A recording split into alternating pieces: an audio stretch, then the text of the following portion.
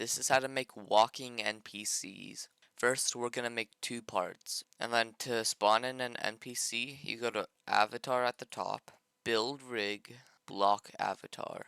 You can add hats and hair and stuff in toolbox. Inside the NPC, we're gonna add a script. And we're gonna create a while loop, so it will go on forever. And now to make the NPC move, we're gonna get the NPC's humanoid.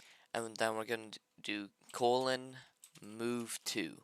And then inside the brackets, we're gonna have to call the part.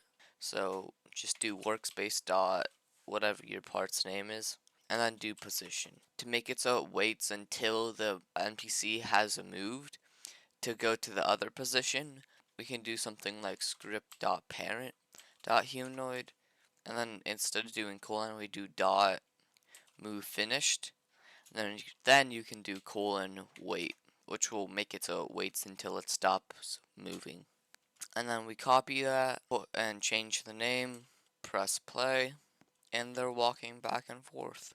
With the hair, you can customize the NPC how you like, but there you go.